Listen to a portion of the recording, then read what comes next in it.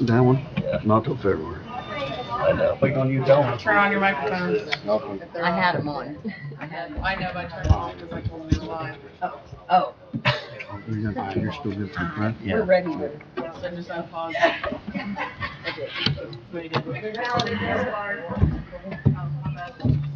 You're on.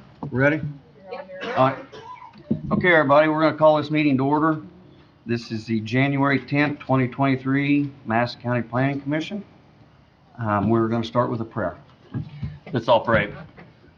Dear Lord, we just thank you for this day. Lord, we have so many blessings, and we really appreciate what you've done for us, Lord, and that you sent Jesus down to be our Savior, Lord. And we just pray that you will always help us to remind us of that beautiful gift that you gave us. Lord, as we continue on the day, we lift up the military and the policemen and the people that serve us each and every day to protect us. Lord, we just ask you to protect them as they go out and put their lives on the line to protect us. Lord, as we continue today, we thank you for the opportunity to be here, to serve this county. Lord, we just thank you. We just ask you to help us make good decisions for the county. This we ask your name. Amen. Thanks, John. If everybody stand for the pledge, please. I pledge allegiance to the flag of the United States of America and to the republic for which it stands, one nation, under God, indivisible, with liberty and justice for all.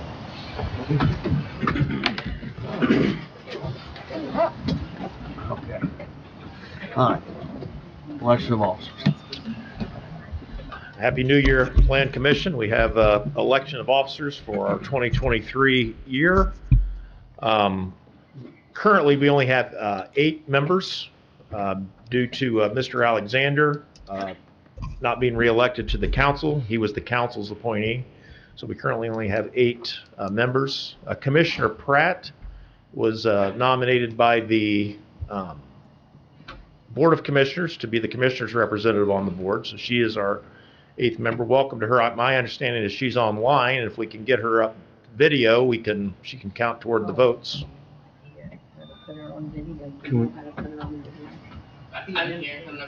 Oh, yep, we can hear you. We do have to be able to see. We have to be able to see you, and I know you're not feeling well at all, but is that a possibility? Yes. All right.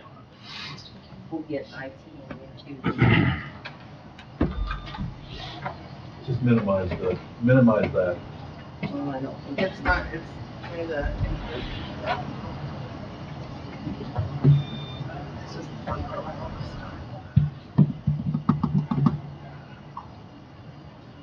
There she is. There she is. All right. Good morning. Good morning. Good morning. So you have 5 elections today. You have your president, your vice president, your secretary, director, and attorney. Your secretary and director, as well as your attorney, do not have to be members of the Plan Commission. Your president and vice president must be members.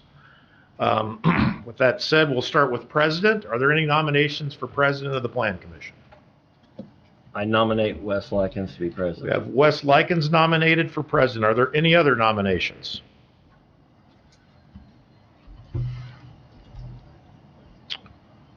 Hearing none, all those in favor of Wes Likens as president for the 2023 Plan Commission, say aye. Aye. Congratulations, President Likens. Thank you. Are there any nominations for vice president?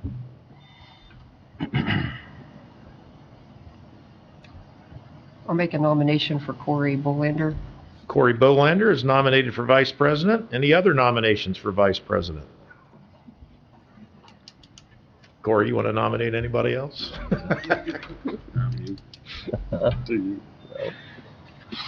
Hearing none, all those in favor of Corey Bolander serving as vice president in 2023, say aye. Aye. Congratulations, Mr. Vice President. Secretary, current secretary is Stacy Hinton. Ms. Hinton is mourning a death in the family today, is not present. Are there any nominations for secretary for 2023? I'll nominate Stacy Hinton. Stacy Hinton is nominated. Are there any other nominations for Secretary of the Plan Commission? Hearing none, all those in favor of Stacy Hinton remaining as Secretary of the Plan Commission, say aye. Aye. Congratulations, Stacy. Your director, currently Larry Strange. Are there any nominations for director for 2023? I nominate Larry Strange for executive director. Larry Strange is nominated. Any other nominations? Hearing none, all those in favor of Larry Strange remaining as director in 2023, say aye. Aye. Congratulations, Larry. And the last one is attorney. Any nominations for attorney? I nominate Jeff Graham for attorney. Thank you. And any other nominations? Is that John? Yes. Hearing none, all those in favor of Jeff Graham remaining attorney for 2023, please say aye. Aye. Thank you. Thank you, Mr. President. Thank you. Thanks, Jeff. All right, Liz, can we have a roll call, please? Mark Gary, Present. Denise Spooner, Present. Lindsey Brown, Tom Shepard, Here. Olivia Pratt, Present. John Zimmerman, Here. Corey Bolander, Here. Wes Likens. Here. Thank you. All right. The December 13 and December 19 minutes. We do not have those. Do not have. Okay. We will do that next month. Okay, I guess we're ready to move on to petition 1 again. Prior to that, I'd like to make a couple comments. Okay. And requests.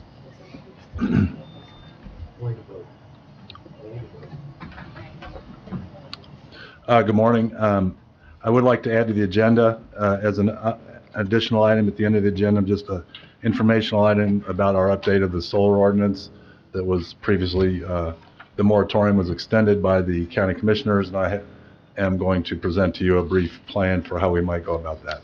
Okay. At the end of the meeting. The second thing is I want to address the role of the Technical Review Committee. At the last meeting, we discussed having the TRC meet. This was something that hadn't been done for a while, to my knowledge. We did meet, and we met on all the petitions that are here today, which are all zoning petitions for rezoning, as was Drew's Parts. The purpose of the TRZ and rezoning is to provide advice to the Plan Commission through the Technical Review Committee. It is not an approval mechanism or anything else. It merely provides advice, which I will do today. So I just wanted to clarify that. And then the third thing I want to tell you is that we do not have the minutes for December. So that was on my notes. So that's it. Okay. So we're ready for the petition for the first petition on the agenda is the rehearing of the Rhonda Hall, Todd and Stacy Hinton request for rezoning. On the petition number is 2022-Z-011. They're asking for a petition from agriculture to general commercial to allow for a general retail building, which we know to be a dollar store, to operate in the agriculture zone district. Because Olivia has not been here, I just wanted to very briefly summarize where we've been. The petition was heard in November. The staff recommendation was to approve or set forward a favorable recommendation to the Board of Commissioners, and in my opinion, that this project represented reasonable and orderly development based on my review of the neighborhood, the future, et cetera. There was there was remonstration.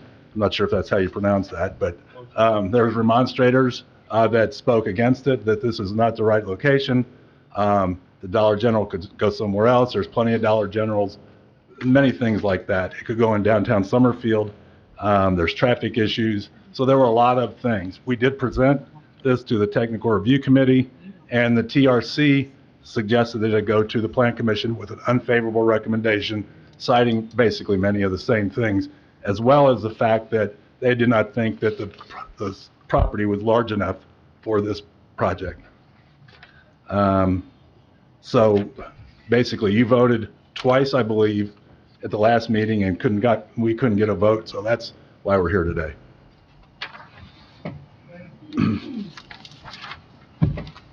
What do you think, Jeff? I think, Test. Your public hearing portion has been closed. Mhm. You are, as a presiding officer, you can call for a motion. It's possible someone has changed their mind on the issue. We currently only have, like I said, 8 members. You have 7 or 6 physically present, 1 remotely that may or may not have had a chance to review the record. And then 1 vacancy and 1 absence. So, and you would require 5 votes out of your 6, so, unless Ms. Pratt wishes to vote on the issue, to pass along a recommendation to the commissioners. You can certainly entertain a motion and leave it open in that. What happens if it does not pass? It would be automatically tabled into the next meeting, and at which time it would be anticipated you'd have 9 people. By then, Ms. Pratt would have an opportunity to become familiar with the record. I assume Lindsay will probably be here for that one. And then the council is expected tonight to nominate the replacement for Councilman Alexander. So you would have your 9 members. and have time to bring both of them up to speed.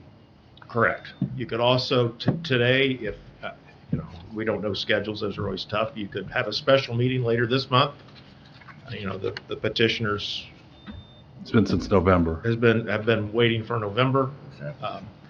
So we could bump that out. You should have your 9th member tonight. And then I don't know how long it will take Olivia to get up to speed. But she's a fast study. But it's been a pretty large record. So a week or 2. Larry, I have a question. You said the technical review committee didn't feel like this was a large enough parcel. Why did they feel that way? Specifically, Jessica, the county engineer, thought that there wasn't enough room, and I don't have all the details, but wasn't enough room for the drainage, the way they had the drainage designed. They also had concerns about the traffic, but she did emphasize that both of those situations were not deal breakers. They could be worked out. The size thing, I'm not sure. I mean, that may require an additional rezoning, an additional piece of property. I don't know the logistics of how that would work, but she felt like it could be worked out if we went into the project development process. So it was, but those were her concerns about the size and the physical location of the property. Does that change your stance? No, because she did say that they could be worked out. Okay. And so the answer to that question is no. I would remind the Plan Commission that you always have the opportunity to provide a neutral recommendation, which is a punt. I remember last meeting we had a 4-4 on that, I believe, with Commissioner Richwine abstaining.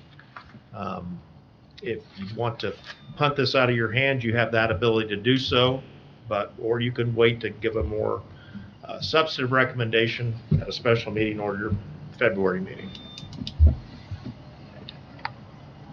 Mr. Strange, was there anything else that the technical review committee gave on opinion of the siting of it? You said did they take into consideration the testimony we heard from the public as well? Was that discussed as far as, being better located in the city of Summitville, or was it just the size of the lot that they? Yeah, Tom was there, Elizabeth was there. There was discussion outside of the size of the lot didn't have anything to do with the location of the building. I mean, there was discussion. I mean, the discussion in the meeting was fairly similar to the discussion from the opposition. I mean, there was talk about not being in the right place. We don't need another dollar. We've got $19 generals already. Why do we need a 20th? Or that may not be the correct numbers, but right.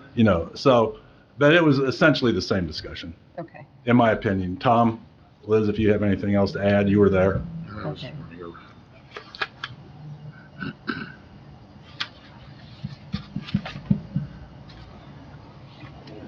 Well, I know the public comment is closed, but I'd be interested to know if there is something else new that the public has to say. And since Olivia hadn't been here to hear any of that, I don't know who's in the audience or if there's something new that we haven't already heard, or other people from the town council. I'd be interested in hearing that. So I would make a motion that we allow public testimony for just a couple minutes if there's something different that we haven't heard or new about this situation.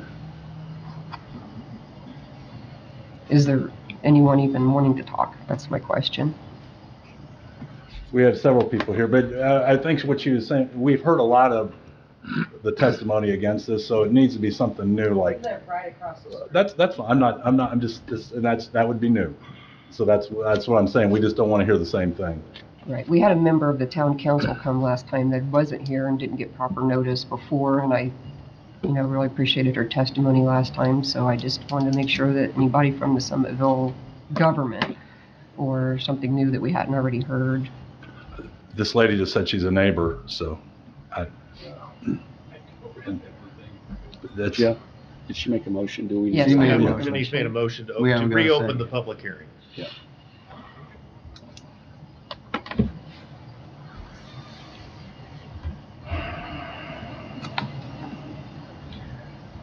Larry, one thing, this parcel is pretty good. I mean, the total parcel is pretty good. The entire parcel is pretty good size. If that was made a little bigger, would that, even though, because it's all owned by the same people, if that was made a little bigger, would that satisfy technical review's opinion? Would that change anything or no? The technical review committee, people are supposed to, if you look at our code, they're supposed to speak to their area of expertise. Jessica's area of expertise is the drainage and the size, and then provide an overall advice to the plan commission, which in the past and here, that's been generally in the form of a supportive or non-supportive comment. I mean, because we didn't take a vote, we don't have a vote, I think the two issues are different. I think there are people on the technical review committee that didn't think it was the right location.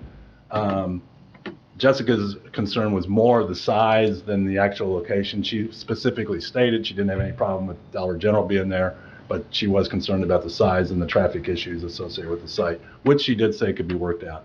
The committee as a whole was more inclined to support an unfavorable recommendation because of the location. We don't need another Dollar General there, and those concerns, preserving farmland Right. against the comprehensive plan, and those variety of concerns. But, and no comment from the city in terms of, or the people proposing to build it on any moving the location in town or anything like that? No, Andrew Russell, who's on let him speak. Andrew Russell is on can he speak, Jeff? I'm not sure what It's completely up to the plan commission. I'd like to hear from him. yeah, I kind of forgot he was on there, so I apologize for that. Andrew? Good morning, can you hear me? Yes. Yeah. Speak a little louder, though. Sorry I couldn't be there this morning. Relating to the size of the parcel, this parcel that we propose is nearly double of what we typically do, as Larry probably knows, but typically we're around 1.5 acres to 2 acres. In this situation, we've asked for about 3.7 acres to be rezoned, so we're nearly double, and we're confident that we can fit everything on the site. We did discuss that at length with the tech review committee, and also the engineer has a different opinion. We're confident that the size is appropriate. We have continued to look in Summitville, the two locations. The two locations, potential locations that we looked at have not moved forward due to issues with each location. But we do continue to have our broker look within town and lean on a few individuals within the town to help find the location if this were to be denied. But the two that we've looked at have fallen through.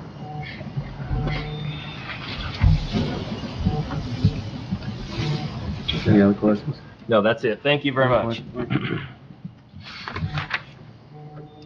Okay, we're back. We still have a motion on the table. If there's not a second, the motion will fail. I'll second that. You Denise, second? yeah, I second. Thank you. Okay. We have a motion and a second. All in favor? Say aye. Aye. Aye. Opposed? Same? Okay, motion passes. We have 2 minutes. Denise, you want to be the timer? Sure. Your idea. No problem. You did it. Good morning. My name is Brad White. I live in the property across the street from this proposed rezone. The only thing I have to add from my previous testimony last month is that I was advised, and I'll have to yield to council if that's correct or not, that we were, by code or law, that we were to be provided the technical review committee findings 5 days in advance to a vote. I emailed Mr. Strange last week to get it, and he did provide it to me yesterday. So I haven't had really a chance to go through it. I have it in my folder here, but really haven't had a chance to go through everything. I did see it was, they were generally not in favor of passing this through. That's all I have to add from my January talk, but I wanted to see if that was correct and go from there. Thank you. Thank you. Thank you.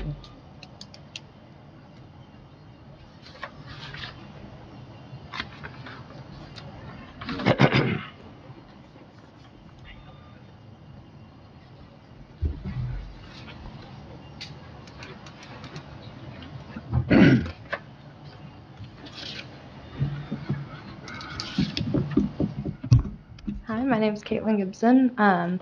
My family and I live right across the street, basically, from where this is being proposed to being built. The new thing that I have to add, I have a couple quick little things. The first one is just, I mean, from the perspective of the people who live right next to it, my concern is with privacy and also during the construction, how is that going to affect us? I know my family, we have farm animals, we have cattle and goats and stuff, and they're, you know, basically year-round we're having babies and stuff like that. And we already have a concern with people that, you know, stop by our house for various things. We've had people literally try to break into our house just being on State Road 9. And we also have people that stop and try to gawk at our animals and stuff. And I guess my primary concern is that going to increase the number of people doing stuff like that with a dollar store right across the street? And then in terms of the construction and stuff, while that's going on, my concern is, of course, with our animals and stuff like that. And so that's our primary concern, I think. And then, you know, I just would like to reinforce, you know, there's already traffic problems and stuff like that. And I would hate for there to be a stoplight right by our driveway, stuff of that nature, if that ever, you know, were to come to fruition. So, yeah, I think that's what I have to add. So. Hey, would you go ahead and sign, put your Oh, address yes. down, please?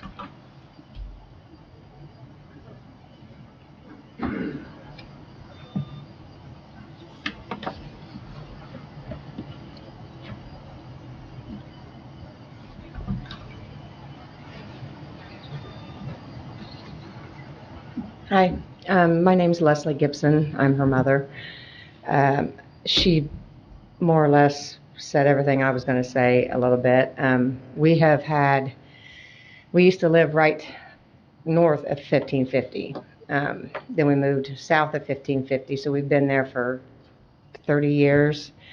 We like the country life. We like rural life. We live there because we don't want to be around Dollar Generals or anything else. One of my concerns is, I think you guys have covered the wrecks. We've lived there for about 30 years, and there's been so many wrecks at that intersection because there's a hill right there. So coming down that hill, you're going to have a lot of traffic stopping to turn into that Dollar General. I'm anticipating more wrecks. because people don't watch there. It gets slick in the wintertime. We've had people wreck into our yard, trying to miss people down there on the intersection.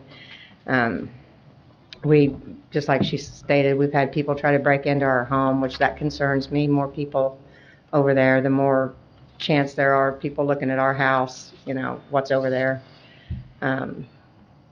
I think I just speak for the general public around there that we really don't want a Dollar General or anything around there. We want farmland. So I would really appreciate if you guys would take that in consideration, that it's rural. It needs to stay that way. There are people that shoot guns all around there. How's that going to affect people going in and out of Dollar General? You're not going to know if there's a gunshot coming from there or if it's just somebody playing around with their guns, across the street. So that might be something else you want to look at too. I just appreciate you guys letting us talk. Thank you. I got a question for her. Is there a gun range around there, or is it just people that's shooting in their yard because it's county area? Some people have ranges in their yards, but other people, go out and shoot at stuff. Okay. There has been tanzanite set off down the road from us, which I was not happy with at all, but I guess that's legal. So, yeah. But they still do that. So. Okay. Is there anybody else who wants to say anything new? Wes, do you need to make? Oh, yeah. Hey, Liz. I forgot. You got Lindsay? Thanks. Thank you, Liz. Sorry. I had it. I forgot it. My name's Ralph Gordon. I'm from Somerville, down in the town itself, so I don't live out by where they're at. But I'm just wanting to speak on the town of Somerville and the need that they have for a Dollar General store in town. We have a Circle K in town, which is, we're thankful for that Circle K. But when you start comparing the prices for the people that live in Somerville and have to go to the only store in town, you can imagine prices are pretty high. Somerville is a low-income community, if you will, and I'm just looking out for the people of Somerville and trying to help them better their area and better their lives. So I would appreciate a yes vote. Thank you. And did you sign in? Yes. Okay, thank you. I will. Sorry. No. Would you clarify? Make sure you're supporting, you're a favorable vote for the Dollar General? Yes. As the rezone? Yes. Would you think that being in town would help those low-income people more, or does it? I will be honest, we would prefer it to be in town, but we have looked at that town, and with the restrictions, the main street, where it would fit, there's just not a good spot for it. There is some property in town that was looked at, and it's cost prohibitive to get it in shape to move a Dollar General in there. When I'm talking $280,000 for the property, and then they have to tear down the buildings and everything. So it's just cost prohibitive. Where, if it was outside of town, the people could, it's a mile from to 9, so it is worth the trip for the people in town. So, any other questions? Thank you.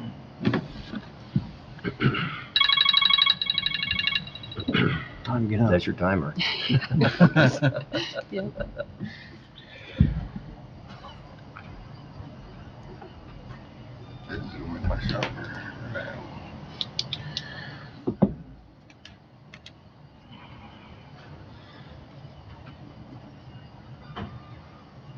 Hi there. My name is Dee Amos, Van Buren Township Trustee, Charge Fire Department. I'm also the co-founder of our Main Street organization in Summitville.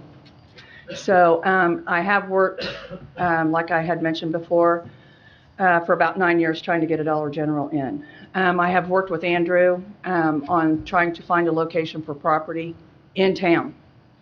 And just as Ralph said, there was one parcel there that was just very promising. I even talked to the gentleman that owns it.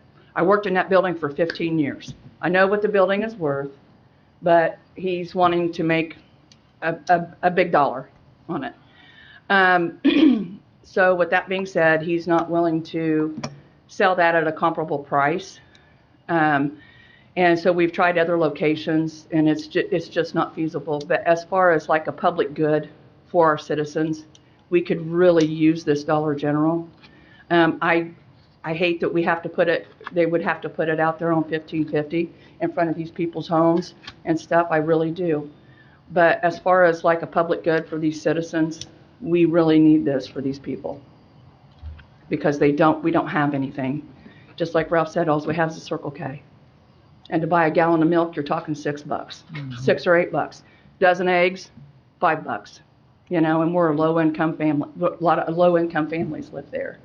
So just wanted you guys to take that into consideration for us.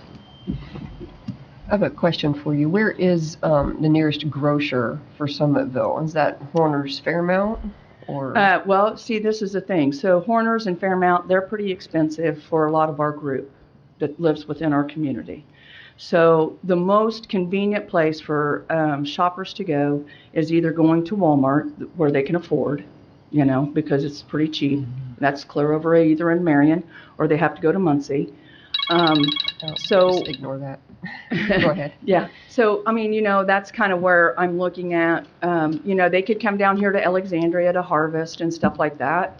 But if you're needing a can of mushroom soup, you go up to the Circle K to get a can of mushroom soup. If you're in the middle of making something, you're talking like $3.50 for one can of mushroom soup, cream of mushroom soup. You know, so it's just things like that. So and then of course you got your gas and your travel, and your elderly that can't drive. I know we have several that can't drive, and they drive their golf carts. So it's just something to think about. Sure. Thank you, guys. Thank you.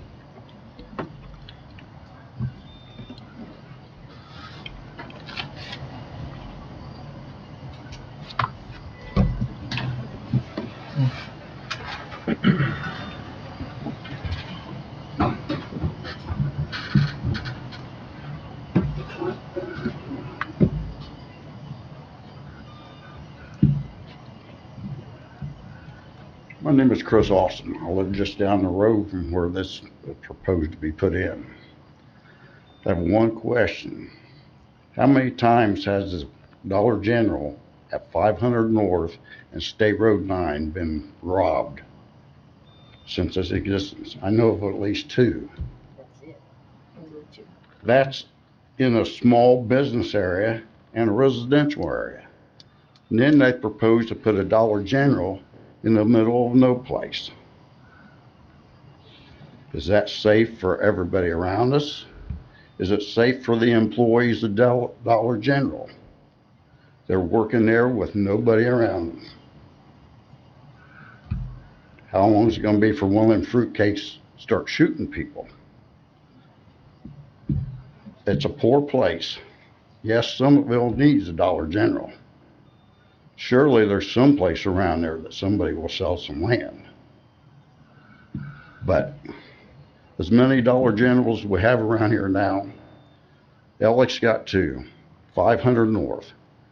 As I said, 19 on a 20-mile radius.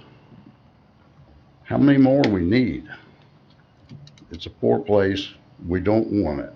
We're rural. That's why we live there. We love the area. But safety, you're just providing the bad guys another place to do their trade. Thank you.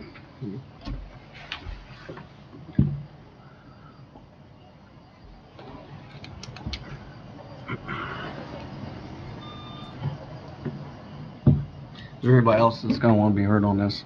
Todd?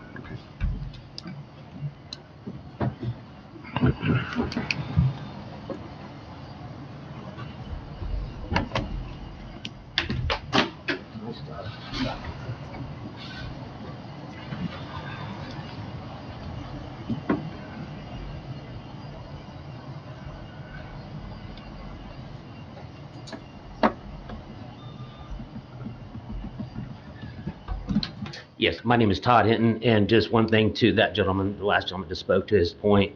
There is a law enforcement officer that lives exactly just due east of the property that's proposed. I just wanted to put that up. Thank you. Thanks.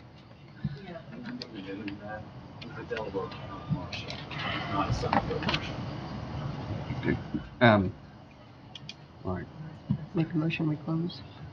Make we have a motion to close Yeah. public comment. I'll second it. You got a second? Made the motion. Denise. Let's just roll call real quick, please. Mark Gary, What's the motion? I'm sorry. Close the public hearing, or public comment. Yes. Denise Stoner, Yes. Lindsey Brown, Yes. Tom Shepard. Yes. Olivia Pratt. John Zimmerman. Yes. Corey Bowmander, Yes. Wes Likens. Yes, motion passes. All right, I have a question for Jeff. If we tabled this and had a special meeting, what's the soonest, what's the time frame? We need, Well, you'd be providing all the necessary notice here at the meeting, kind of like in court. It's called in open court, you're given notice. Right. We would, at least 48 hours would be my. okay, so it doesn't have to wait 2 weeks. No, you could do it next week. You could do it theoretically Friday. I mean, your log jams are you have a new member that will be nominated tonight presumptively, and you have Commissioner Pratt, who or not, quite understandably, not up to speed on their record. So they would be the two that would have to let you know how long it would take to get up to speed. I would say toward the end of next week would be the earliest, barring some kind of massive cram session by those folks with nothing else to do. Because you guys have been listening to this for hours, and so the people sitting here are fine, but you do have two new members. I don't know how quickly they can get up to speed on it. So I think Friday's probably out, but perhaps end of next week. Maybe Olivia has some thoughts on that. I know she has obviously other responsibilities. Sometime next week would be fine for me. If they want to do it sooner than the end of the week, I could probably, hopefully get in there tomorrow at this point potentially and start looking at some of this stuff. Would you like to do it at the end of this week or wait another week? I would like to say the end of this week. I just know really there are other things that I do have to do when I get in there. I don't have to necessarily wait until the end of next week. If we needed to do it Tuesday, Wednesday, sometime earlier next week, that would probably work for me. And you've got your council member that won't know until 8 o'clock tonight if they're even a member. So I think it needs to be next week sometime. End of next week. I do too. End of next week. So end of next week, I would say. Okay. End of next week. What's everybody's? End of next week, I'm good. Yeah, I would agree. I think to give the council representative time, it needs to be next week, into next week, so they can go through all the material, but also I'd encourage Olivia and the council member to go online and listen to the prior hearings, so that they can hear all the public testimonies involved. You can go online and watch the meetings before. And if you can, drive through there. This is the first time I did do it this time. Yeah. I drove and took a look, so take a drive. Yeah, I would like to state I appreciate Andrew and his team looking at other options in town. So appreciate hearing that. Yeah. Same here, I agree. Yeah. Or we could vote on it again today. I mean, I'm okay with whatever. As I look around the room, I'd say that I know what the vote was the last time. I think we're going to be close to that again. Yeah, I haven't changed my mind. It's a tough situation, but I agree. Yeah, I changed mine, but go ahead. Do what you want to do. It's up to you. You the chair. I'm just throwing out some ideas. You the chair. Wes, I'd probably recommend calling for a vote up or down, and then if that deadlocks like it did last time, if you can't get 5, then at that point, call the special meeting. Okay. I mean, there's nothing wrong with trying. I make a motion that we have a vote. But which way you want to vote? Make a motion that we vote in favor for it. For a favorable recommendation to the commission. Okay, we have a motion. I'll second that. We have a second. Was that Mark? Yes. Motion made and second. Can we have a roll call, please? Mark Barry, Yes. Denise Spooner, I'm still going to be a no on this, and I will still explain my vote, even after hearing from Technical Review Committee on it. I think there's enough information given that this deserves a pause, and allow more time for the town of Summitville to see about proper siting. I just really in my heart feel that we want to protect our rural community. It's not just, I know it's a little bit of ag land, but it's the character of the rural community, and I believe that deserves to be protected. And I hear all these concerns that I agree with. So my vote is still going to be no on this, and I think if we pushed a little harder for Summitville to come up with an option, I believe that town can do it. And I believe it would best serve the citizens, the elderly that can't drive, that are on golf carts, to get this location better sited. For me, it's about siting and being out in the middle of nowhere. It just doesn't fit right for me, so my vote's still going to be no. Lindsey Brown, I'd like to explain my vote on this one now.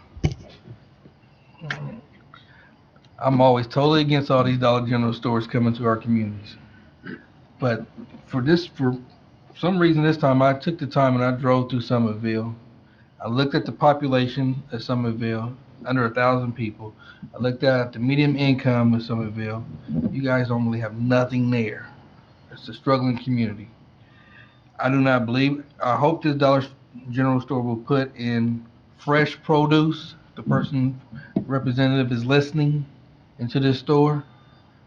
But I will change, I'm changing my vote to a yes on this one because I feel like it's a need for it in that community because they don't have nothing, as well as that community is actually financially strapped. And I don't want to see the people to continually be financially strapped. I understand that putting stuff out in the country is not a good thing because people move out to the country to get away from things like that. And I understand both aspects of it. But also I feel like people are financially hurt too. And I don't want to see people continually keep getting their pockets gouged and living further in poverty without a chance to try to get up out of it. So I'm sorry, but I vote yes. Tom Shepherd, I was on the technical review committee, and, you know, it was agreed on at the time that it was no because the lot wasn't big enough. But I think Jessica put it to us that, you know, we could make arrangements, they could do stuff for the lot and for the drainage, so I'm gonna, hearing the people here, I'm gonna have to vote yes. you said yes. Mhm. Olivia Yes. Pratt, But I would abstain until I have a chance to review the record. John Zimmerman, Yes. Corey Bolander, I think that Summitville as a community would benefit greatly from a Dollar General, but I'm still hung up on the location, so my vote's still no. and Wes Likens. Yes. Motion passes 6-2-1. It will go on to the commissioners for final consideration.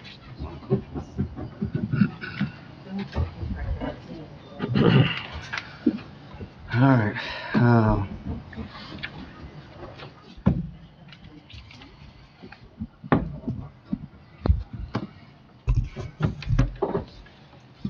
I got some pennies out of that one.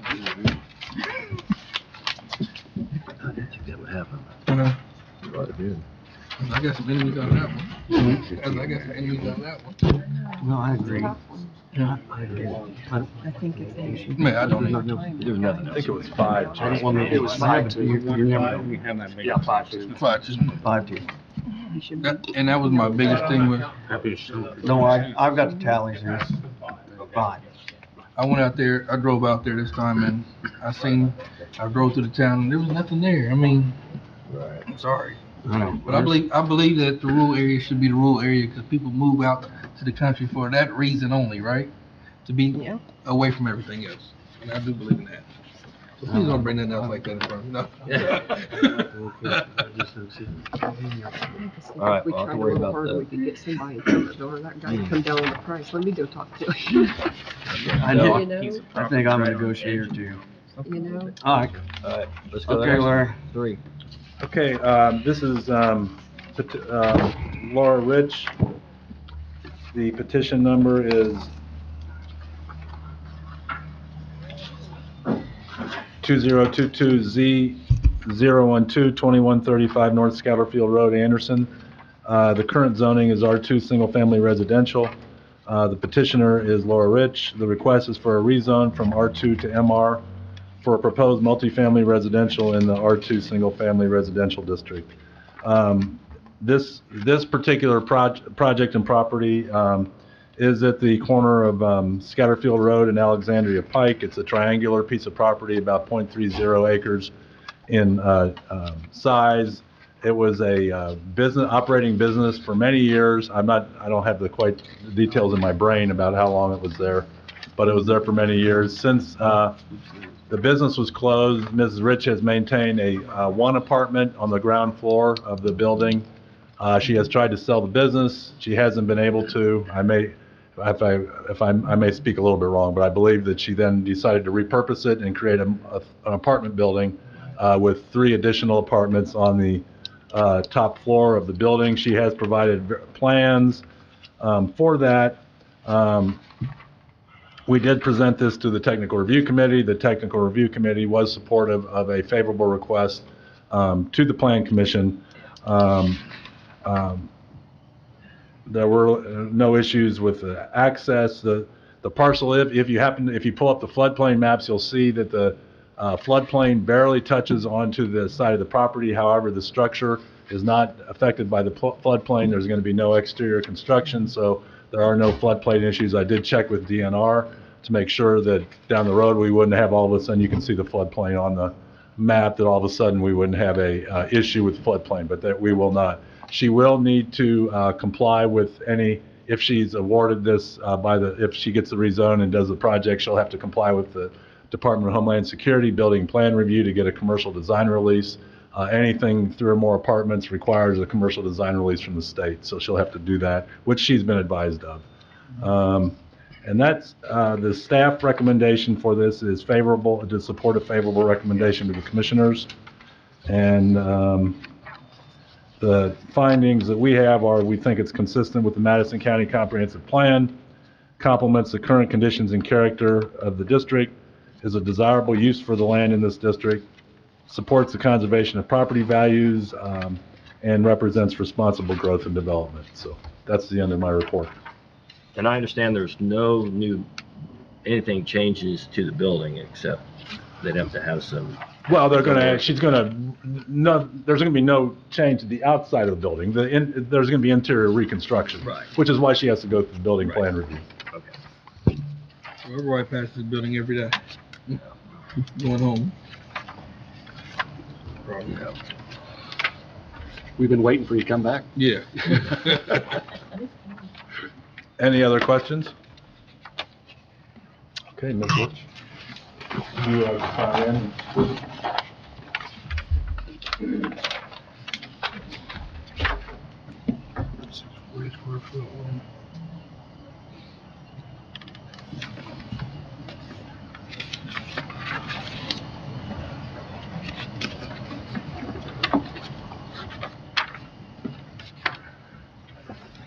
Well, I've owned that property since 1978, and it started out, then it was added to and added to. It's maxed out on the property, so there is no adding to the outside. The one apartment is upstairs. The 3 would go downstairs. I also had, I dropped off or I sent to Larry or somebody, the parking. It's not an issue because I have plenty of parking there. I think that was brought up last time. But it would be 2 bedrooms and 1 bedroom. And so I think for the fact that it's on ground level, I mean, it's super on ground level because it's just a walk-in, is a benefit. And the apartment that would be closest to the Scatterfield would have 2 entrances. The other 2 would have just 1 on the south side. That's pretty much. I have tried to sell the building. I've tried to lease the building. It's always too big, it's too little, too much. It's always too something. And so I'm looking at this to be my last project. I've taken on a lot of projects in my days, but I'm thinking, you know what? If I could just remodel this building, then my kids, I have great kids, and I have two sons that are willing to help me with this, and a great contractor. So I think it's the right time, and it's just a good use of my building. Sure. Does anybody have any questions? Where do you live currently? Are you here in I live Anderson? in Meadowbrook, 4500 South Main, in the Meadowbrook condos. Okay.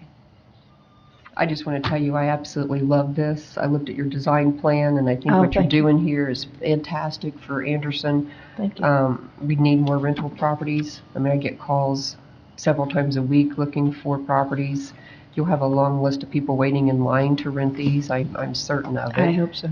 And I know, you've had that property for sale several times, and just over the years watching, I think this is a fantastic thing. It goes right in line with the Better Built Cities plan to redesign and look at things like this, and I think it's wonderful what you're doing. So I Thank you. encourage you in that, and look forward to seeing the play out and be built. And I'm ready to jump on it right away. It already has a name, Bar Rich Point Apartments. I see that. That's awesome. Well, you're definitely building value there, and not just equity and value of your property, but providing a great need for Anderson. That's a great location, and so I think it's wonderful, and I wish you the best in it.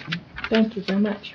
Knowing Laura, this won't be your last project. If I could find another building, I said, let's do this. I would do it. I think you kind of set a precedent too, repurposing buildings too, and that's something that a lot of places, well, a lot of other communities are doing, are repurposing buildings that they have because of the lack of housing within the communities.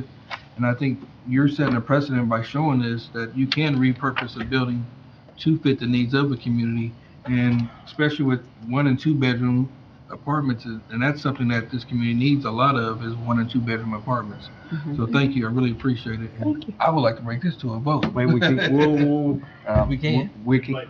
We need a little public comment, and then we can do it. Yeah. Anybody got something to say? Would somebody like to speak on this?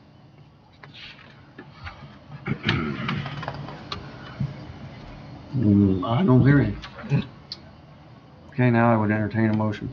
Make a motion to approve. Well, with making the motion, I do note that the staff recommendation has certain suggested conditions.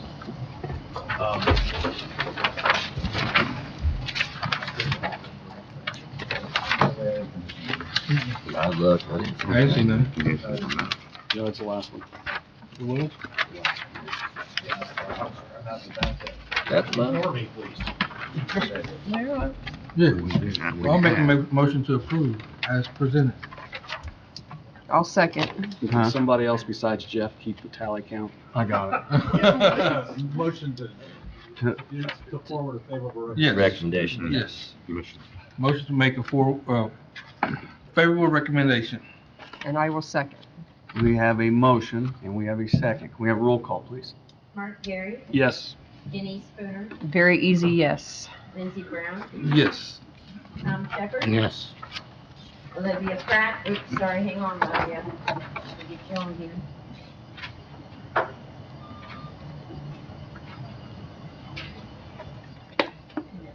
Olivia Pratt, Yes. John Zimmerman, Yes. Corey Bolander, Yes. Wes Lightfoot. Yes. Thank you. It was 8-0.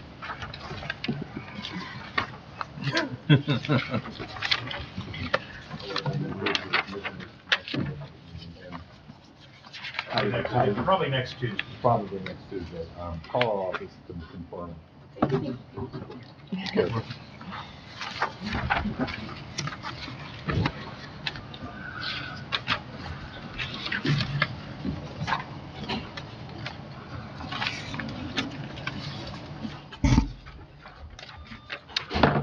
Okay,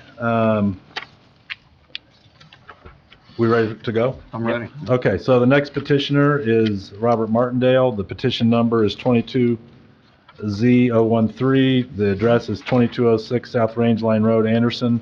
The current zoning is general industrial. This is a request for a rezone from general industrial GI to Parks and Recreation, PR to allow for temporary recreational vehicle parking, camping. Essentially, Mr. Martindale wants to convert a former mobile home park into a RV park. So the situation with this property, this project is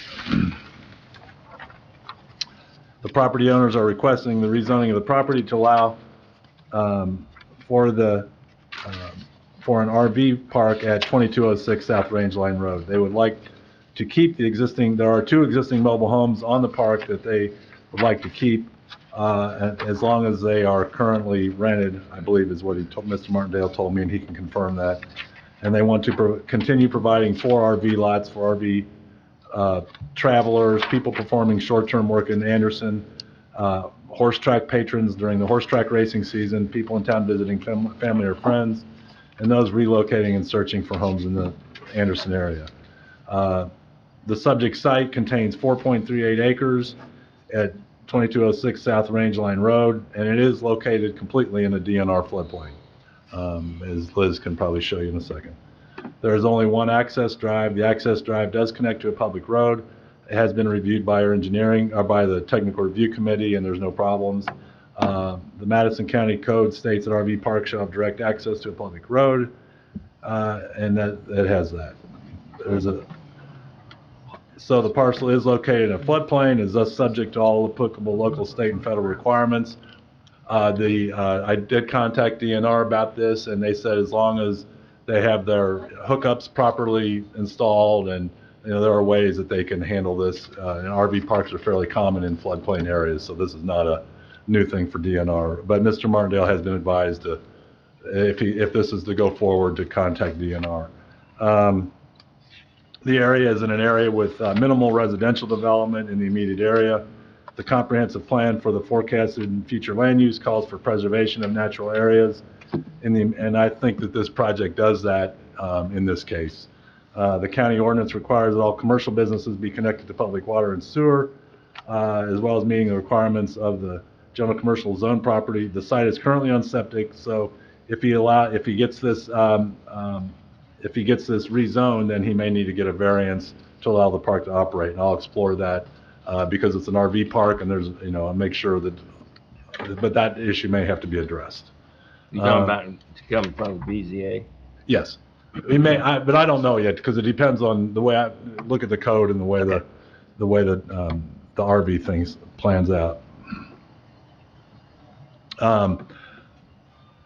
We did contact the health department. They stated that if they need to replace the septic system that is currently there, that they will need to hook into the city sewer, as new septic systems are not allowed to be built in the floodplain. So I was a little confused on there. I turned the page. There is really no issue with roads in this site. That's pretty much it. You do have the site plan, and then the analysis and the findings are: the site has been used as a mobile home park for many years. 2 mobile homes remain on the site. Both are single-wide homes, which are not permitted by our code in any district except the manufactured home park district. One of the homes is leased to an owner, by the owner, to another individual who has a sublease on it. The other home was the former home of the park owners, who are now deceased. It is currently also used as a rental. The RV park appears to be a good use for this location because it is a floodplain. The proposed RV park sites will need to comply with DNR floodplain requirements, which I stated previously. Yep. There is no adjacent residential development. A local business that was formerly a junkyard is the only commercial or residential activity in the immediate area. The TRC was supportive of this request. The primary comment was that it would be desirable to widen the access drive to 20 to 25 feet. The staff recommendation is based on the information provided. Staff recommends forwarding this petition for the rezoning to the commissioners with a favorable recommendation with the following conditions. The mobile home site on the site need to be removed within 1 year or any time period this board would, or the Board of Commissioners, I guess, would determine appropriate. The petitioner work with the county to determine the need for the feasibility of a second drive. The RV sites and layout must comply with all code requirements. And then any future buildings that might be built on the site need to comply with both the state commercial design release and the DNR to meet all building and floodplain requirements. If they were to build it like an office building on the site, or even to move it, to do something else. So Okay. that's the staff report, and I'll entertain any questions.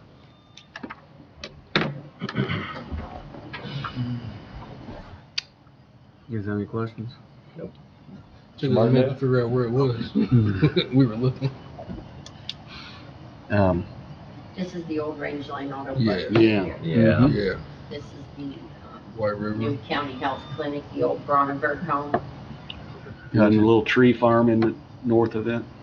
Mounds Road right here. You got the UAW? Right here. Yeah. Yeah. Albert, was you gonna tear down them two mobile homes that's there now? Pardon me? Were you gonna tear down them two mobile homes that's there now? Is that what you said? He might as well come up. Bobby, why don't you just come up and sign it? We're gonna leave those.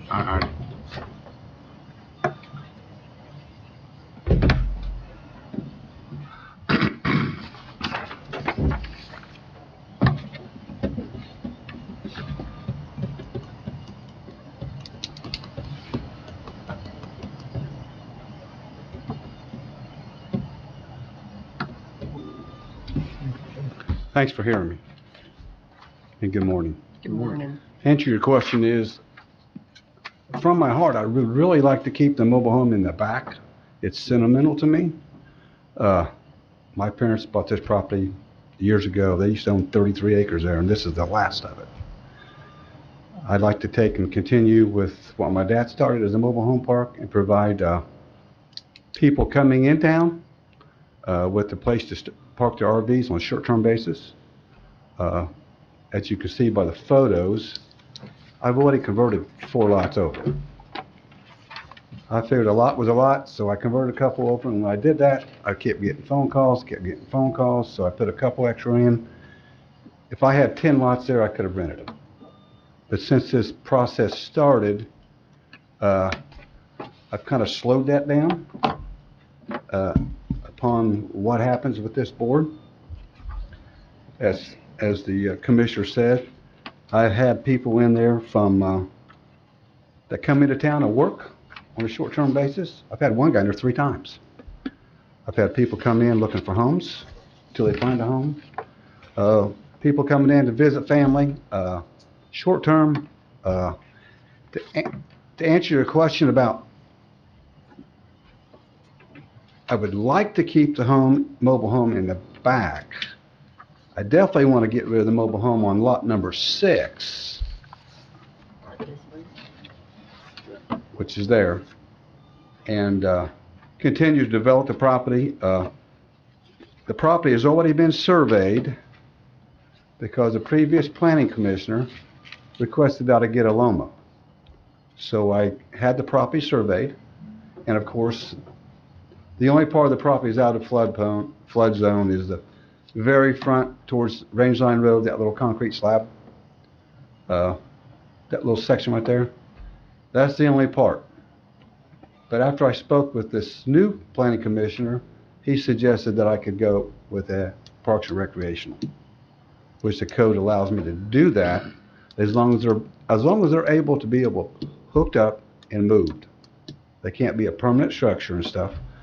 Like I say, I've already put in 4 lots, and I'd like to, and I only want a total of 5, no more. But I really would like to keep the mobile home in the back if there's a way we can work that out. Like I say, I would appreciate it. You take everything in consideration. It's been a process, a long process of getting where I'm at. Because it started out pretty rough. You may have some pictures of before and after. And if you have any more questions for me, I'd like to answer them. Larry, I have a question. If he keeps that 1, what does that do about being a recreational park? Well, it's not, I was thinking about that. It's not consistent with the zoning, but it would essentially probably, I say probably, because with these codes, as soon as I say one thing, somebody will type down, hey, you missed this. But it would I would consider it a legal non-conforming use. It's been there for a long time. It was Yeah. prior to the 2000. County grandfathered in, kind of a thing. You know, I get it, I understand the whole sentimental part. I drive a 91 Corolla that's sentimental to my wife. It didn't start this morning. So I'm blaming that on her. But I think it would be a legal non-conforming use, so I think we could work with it. See, right now, it's considered illegal non-conforming. Yeah. Because even at Parks and Recs, there's always a building there at some parks, right? Like Something, and so it's that always would be something like there. the building. And that's what I was thinking, yeah, that could be like that building, you know? Yeah.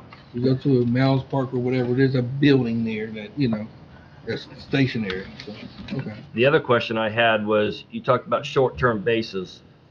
Do we need to put in something on what qualifies as short-term? The code allows 8 months out of 12 months for an RV to be in. And I don't know how we would enforce that. So I don't know. I mean, I've advised Mr. Martindale that, you know, if we put it in the conditions, I mean, we could put it in the conditions, or you could say, you know, I mean, we've already said in there, you have to comply with all Madison County code requirements. Essentially, a code requirement is an RV can only be there 8 out of 12 months. So it's already implicit there. So I don't know that we really need to do that. Right. If it became a problem and somebody complained to us, then we would have our inspector check out, you know, you know how they do with they used to do with cars. Yeah. Put a chalk on a tire Right. every 2 hours. And I'm not saying that we would do that, but I if understand. there was a complaint, then we would respond, we would have to. Well, I just didn't understand what short-term, and I thought it ought to be in the minutes what it is. So. Oh, the short term means 8 out of 12 months. Okay. And it kind of seems like it'd be hard to leave them there in the wintertime. Pardon me? Seems like it'd be hard to leave them there in the wintertime. There are people that do that. When they're in town for work, they've been there during the winter. How do they keep it from freezing? Well, all I do is provide a lot. I do help them out, make suggestions to them about, I make sure their drain lines and stuff, you know, hold your black water, hold your gray water, don't let your water run, because the water runs through that drain line outside, just like minus 34 degrees wind chill, eventually it's going to layer up and freeze up. Right. So I help them out as best I can. Some people they make skirting you can put around them that you can inflate. Put around. Since I started this process, I've learned a lot. There are ways to insulate underneath with mechanical means. Yeah, that's what I was getting. Yeah. Okay. That's all I had. It does. Some RVs are 4-season. They got a covered underbelly. How well they are, I've never owned one, so I can't really answer that fact. The ones I've seen over there, they're $500,000 RVs. They should have. Pardon me? The ones I've seen sitting over there are $500,000 RVs. Well, they're not quite that expensive. But I mean, they're pretty nice but RVs. there's some nice ones there. So the goal is to just have the one mobile home stay, the rest will be RV lots, is that correct? Correct. The one in the back Very is back. my mother and father's old Right. original residence. And the rest of them are gone. The one in the lot number 6, I'm going to have to abide by whatever his lease is. I don't want to put him in any jeopardy with his rent. He just rented it. So I don't know the terms of his lease. So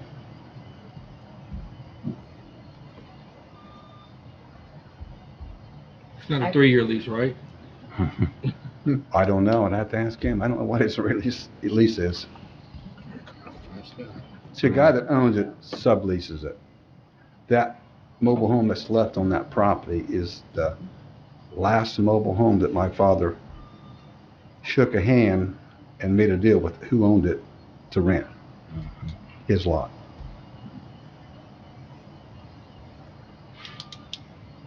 There were 3 mobile homes on that lot when I started this project. They were so bad that they were pretty much an eyesore. And through tearing them down and bringing the excavators in and opening up around the lake to make it look nice. And I've got a lot of comments from surrounding neighbors about how much work I've done. And a lot of comments from people that rented off of me, how nice it is. I'd like to add that the inspector has gone out there several times, and he is very happy with the progress that you've made to clean up the place. it's definitely going in the right direction. Good. That's good to hear.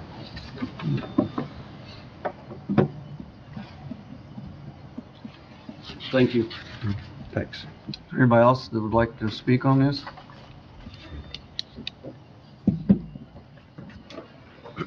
No discussion? No, but I'll make a motion to move it on to the commissioners with the recommendations. Favorable recommendation. Favorable recommendation.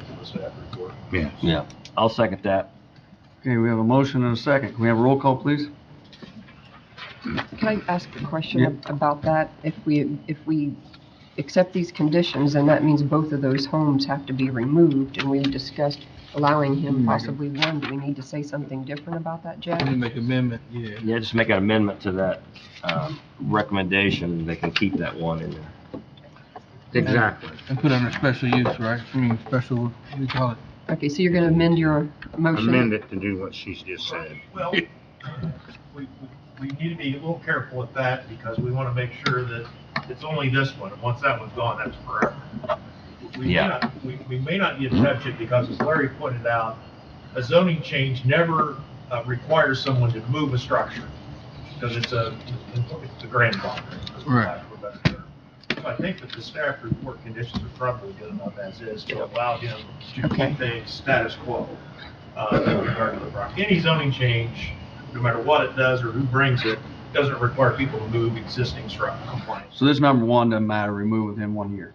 It says, Because it says remove them within 1 year, yeah. yeah, both mobile homes on site need to be removed within 1 year.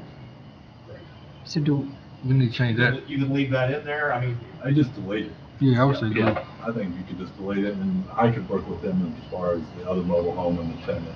And it was an issue. Okay. And it seems like he's wanting to do that. I don't think that's gonna be an issue, but from a pure authority jurisdiction standpoint, you can't make somebody move something that's currently compliant. Okay. And in the file, Larry, could you just get clarification on the other one, how long of a lease that is? Yes, I will. For the file? You could make a finding at the expiration of the existing lease. Yes. There you go, that would Yes. solve it. Good point. Yep. So change number one to the, any mobile home on the site other than the one at the back needs to be removed at the expiration of the current lease. Okay. Okay. I'll write that in. So do we need to redo all the motions and seconds? Or Tom, redo second, but Tom could amend his motion. Amend the motion to do what Larry said. Yep. Second that. Yes, I agree. Okay, so we got a motion and a second. Any other discussion? Can we have a roll call, please? Mark Terry, Yes. Denise Booth, Yes.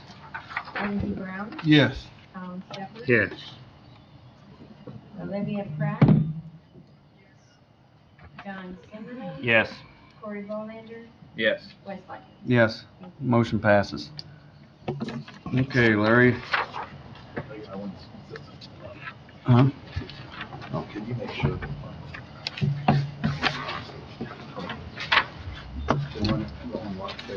Yes, I can. You ready for the solar? Yeah. Yeah. Okay. So, this board forwarded on to the Board of Commissioners a favorable recommendation to extend the solar ordinance to the end of '23, which they did. The moratorium. Moratorium, I'm sorry. Extend the moratorium till the end of the moratorium of the solar ordinance that was adopted in 2017 till the end of '23. At the meeting, Commissioner Richwine asked if, what kind of outreach we might be able to do to bring the community into the process.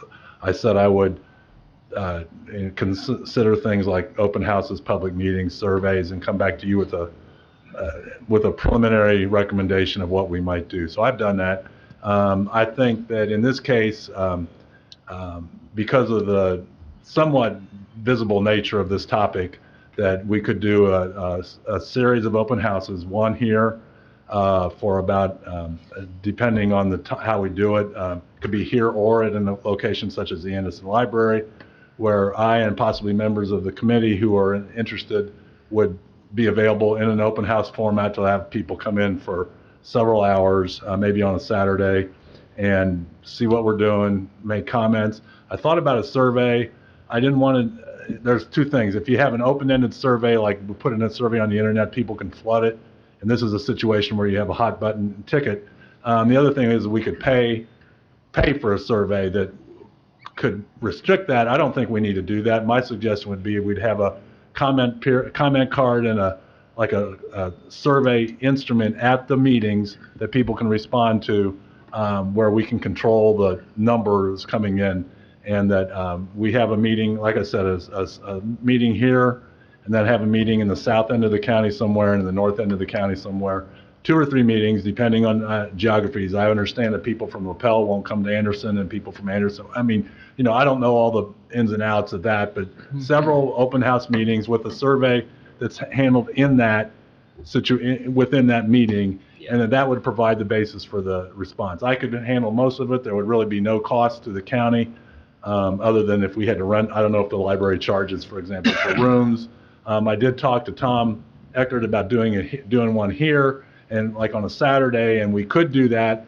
He said the sheriff's department, we'd have to request from the sheriff's department to open the, do the security thing.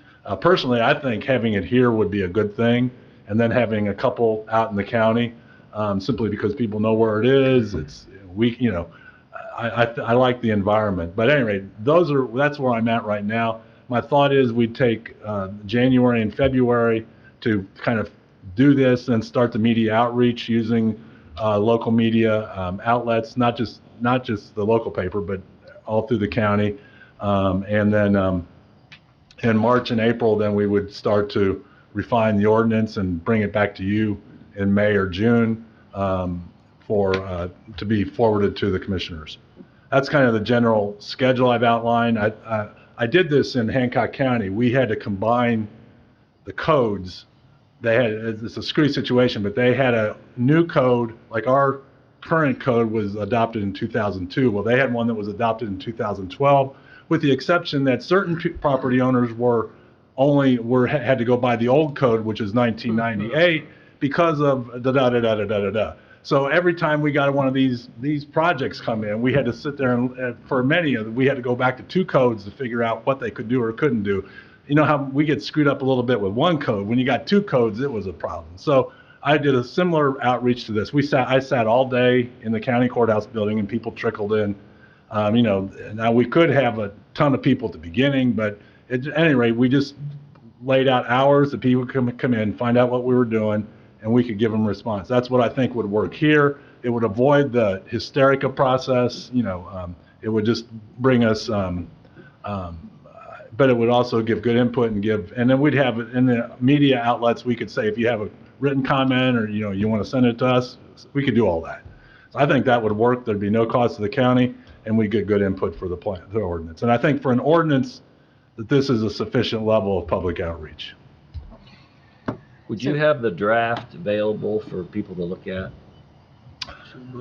I could have, what I would propose to do is have a draft, have our current ordinance, possibly a draft of, I was thinking more of a matrix of what we might be proposing, and then have some other ordinances. Like I've got ordinances from Hamilton County, Delaware County, Howard County, others that have gone through this. I mean, Delaware County just amended their old ordinance, which isn't that different than ours, and they've gone through, they had a similar situation to what we have up in Lone Oak, that went through a very intensive process, and they basically came up with a few changes, in which the primary change was the distance and setback. I think our situation's a little different, and I don't want to get into that. I don't even know it well enough to talk about it yet. So, but that's my but yeah, I think I could have a draft of what we might be considering on a board to present to the people. Here's our current ordinance, what it says, here's where we may go in the future. Yeah. Well, I just think people would have better comments if they knew what the changes were. And also too, I don't know, I mean, I know there's a lot of companies out there talking to people about new solar farms, and I don't know how many of them even have any idea what we're considering as a draft. And the draft, I thought he had it out. Brad had prepared a draft. But did it ever go, I don't know if it ever went public or not. No, it hasn't gone, to my knowledge, it hadn't gone anywhere. And I was really told to basically go back to the old draft. I don't know if I was told, but I've got Brad's draft, I've got the old draft, and I've got several versions from other communities, and that's what I'm working with right now. We want you to own your own draft. Okay. My thought. I agree. But I think sooner or later, people are gonna have to know what the meat of the changes are in this draft. I can have a board, I can have by the next meeting, not the next special, well, we're not having a special meeting yet. By the next meeting, I can have a presentation of what I would present at the public hearings. Yeah. I mean, I'll show it to you in a draft form, draft form, I'll show you what I propose to present. Well, there's 3 or 4 key points on there that really changes the whole ordinance from the old one and the new one that we've got on the draft anyway. Right. I would welcome anybody from this board that would like to participate, as long as Jeff says it's okay in helping me do this. I am not a solar expert. I don't pretend to be. And, I'm reading through what Brad prepared, and, if I were a member of the public, I need to understand it too. So anybody wants to participate, let me know. And as long as, I don't want to violate any public meeting laws, but as long as it's not a quorum present with you, or 3 in one room, 3 in the other, 3 in the other, you're fine. Okay, so if anybody wants to sit in with me on a meeting in a couple of weeks to go over what I'm thinking about presenting to you guys in February, I would appreciate that. Let me know. We just email you and let you Yeah, know. Okay. yeah. Yeah, you can count me in, Larry. I would be there. Well, we can only have, how many can we have? What'd you say? Up to 4. Okay, so I would set a meeting with up to 4 people, whoever, the first 4 that email me. Denise she's on the book now, so. But I would welcome that, because I don't think this is something I should be doing in a vacuum. I think most people on this board kind of know the gist of the changes that Brad had, so we have some idea. Well, that's be good, because I don't. I don't really know. I haven't been able to go through his to find out what changes, what are really changed. Well, you can get a copy of the one that had all the red I've got it. lines. Okay, Yeah. That's key, because that shows all the differences, but the basic differences between the old one and the new one. But there's a chance if he doesn't have it, one of us has it in an email. somewhere. Yeah. Oh, I've got it. I've got it. I Oh, yeah, sent I've it got to it. the office. So Yeah, I have it. I have it. All right. There's a lot that's changed from when Brad wrote that to compared to the new drafts that you're getting from Hamilton County, Delaware County. There's a lot of other changes. So even the things that Brad changed in that originally, may not be up to date and current information that you would have. So, but I would encourage, John or Corey from the BZA to jump on one of these meetings with us, just having that BZA perspective of hearing those meetings as well. I just would encourage you all to come. But that's what I propose. So I will, I'll just look, and, I would like to meet in a couple of weeks, so anybody that wants to participate, Denise, anybody else, send me an email, and we'll figure out a time for a meeting. And it can be team meeting or in person, either way. Yeah. Actually, in person in this case would be better, simply because there's a lot of paper. Yeah. Okay. Okay? One last question, Jeff, would you attend these meetings as far as legal counsel? I can. Okay, because that one draft that Brad did give, it was heavy to understand that legally. That was, so. And like I said, I mentioned this once, but that Hamilton County one's probably one of the most recent ones. And everybody over there seems to be, I guess, as happy as they could be with it. I'm sure both sides got something they don't like, but there's always going to be something somebody doesn't like. I've got it. You got it? Yep. Do you have Henry counties? I'm pretty sure I have Henry. I'm pretty sure I have Henry, because I knew the former planning director at Henry, who now works for a solar company. Yeah. His name's Darren Jacobs. Darren Jacobs. I know I've got Henry. I think I've got Henry. I know I've got Hamilton. I know I've got Howard. Howard has a good one. Hamilton's a little different, because they created a big overlay district. So they took a little different approach. So there's different in Delaware County. Again, they had an ordinance that was similar to we have currently, and they really didn't rewrite the whole ordinance. They just threw in, they just made a few changes that affected what was driving what was driving the opposition to it, I guess you would say. Public opinion, right. Public opinion, right.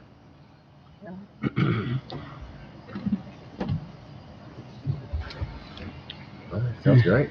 Yeah, I think it sounds good. I think having the north and south locations is good, and one here, I'm in favor of that, and we can try and reach the whole county. Okay. Maybe if you had 3, they won't have to be so long, so you're not gonna be there for, Yeah. I'm thinking an hour and a half. I like the open house idea. Well, I'd like to have a long one.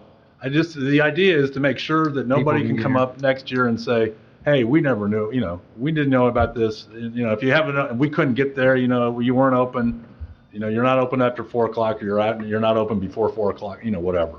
So if you have something there, somebody saying, it could just be me sitting there for hours, and if I all of a sudden get 20 people, I'll call Jeff and say, hey, Jeff, you got to get over here. Yeah. I like that. And if it turns out that we get a huge crowd, then I say, hey, these are not like public hearings, like advertised. They'll be advertised, but this is a public forum. It's an open house. And if we see we got to do something different, we'll do something different. Right. The idea is to get the best input we can for what we're doing. Okay. At least that's my opinion. I agree. I'll bring you a cup of coffee. All right. Okay, any other questions? I do on something else. We've talked a lot about the TRC committee. Is there any way of getting their thoughts or their recommendations to us before this meeting, as far as we had no idea kind of what they talked about, or some of their bullet points if they had concerns? Yes, and with the TRC, a couple of things. One, as I explained at the last meeting, and where I've been before, the TRCs have focused on subdivisions and plan unit developments and major site plans. We never took rezonings to TRC. Okay. So I was surprised when Lindsay brought up that we need to have a TRC. So when I went back to the code, I saw it, and yeah, they used to have them, and I don't want to get into all that. But we have set a standing meeting for the last Thursday of every month where the TRC will meet if there's appropriate stuff to meet. And the code specifies what they're supposed to meet about. And then they have different roles. For a site development plan, the TRC is actually like a subdivision. They will be an approving body. For rezones, they are not an approving body. They provide advice to the Plan Commission, as I stated. So we are going to have a standing Thursday meeting, and yes, we will provide responses to you. This first meeting, we did not immediately distribute the responses just because of all the stuff going on. I don't want to collaborate. Okay. Thank you. Thank you. Great. Sounds good.